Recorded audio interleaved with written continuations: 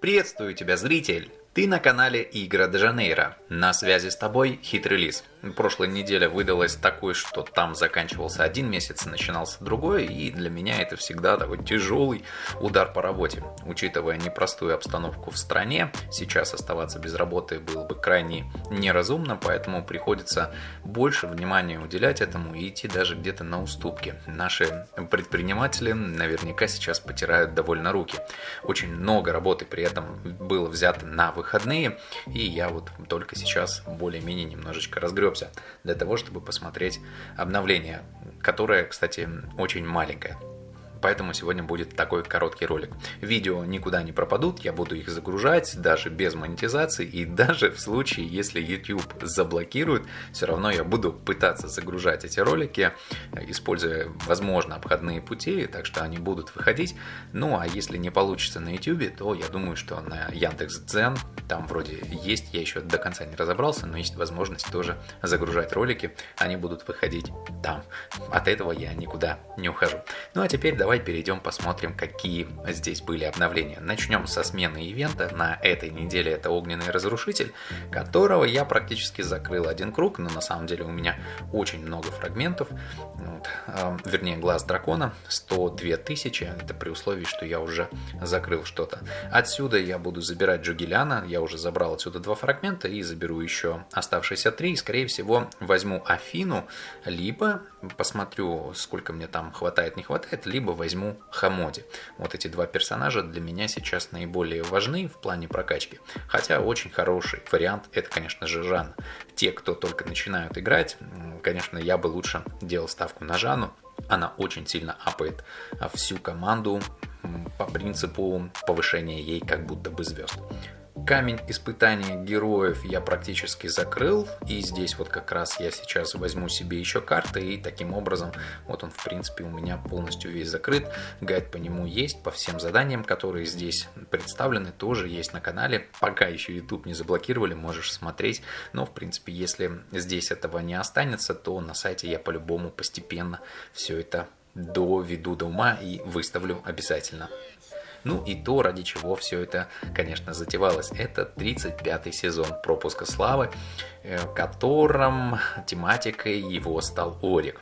У Орика уже есть один хороший скин, и сейчас мы еще подробно посмотрим и этого рыцаря, как он выглядит и что дает обязательно. Что касается пропуска славы, задачи здесь такие же, как всегда, здесь ничего не меняется, и в обмене в магазине памятной монетки также награды не поменялись. Я знаю, что многие игроки просили у разработчиков сменить здесь мулов и сменить здесь скины, но они пока что глухи к нашим просьбам.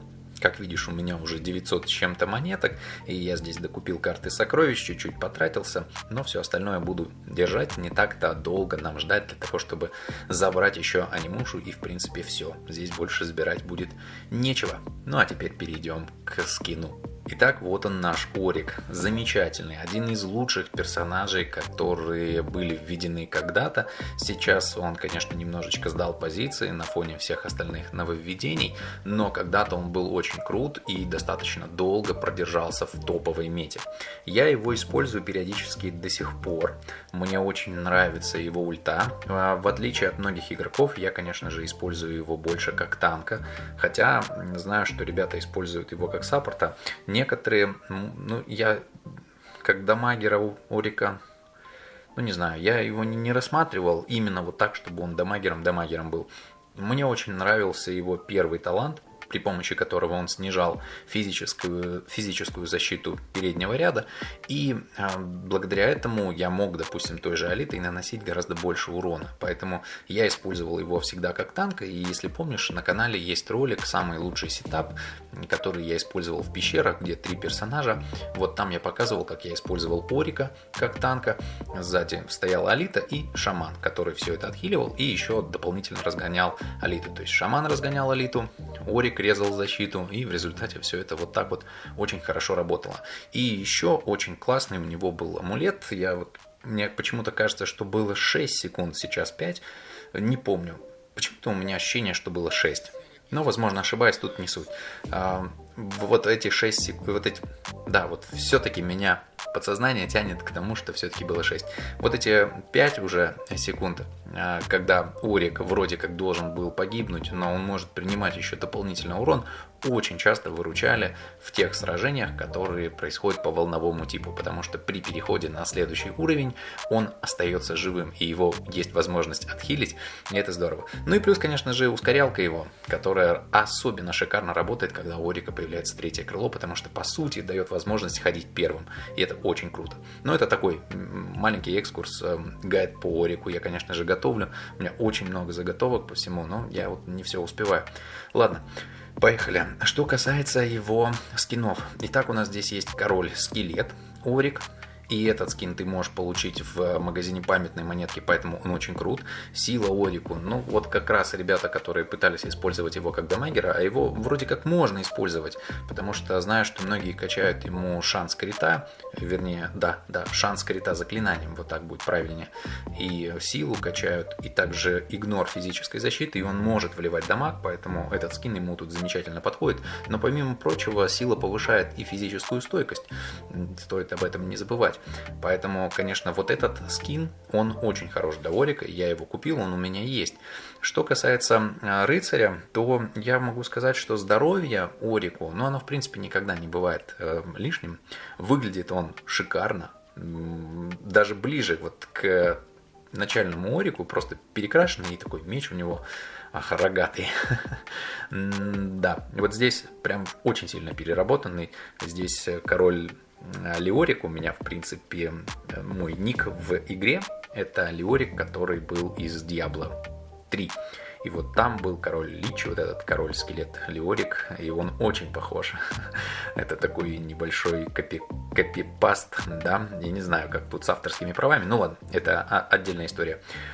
Здоровье в моем случае, когда я использую Орика как танка, это очень хорошая прибавка, потому что чем дольше он живет, тем, соответственно, больше вероятность, что он доживет до конца битвы, где он может погибнуть.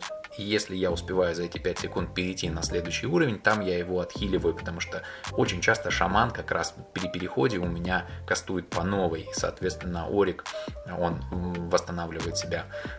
Поэтому вот если ты используешь Орика как танка, этот скин шикарен.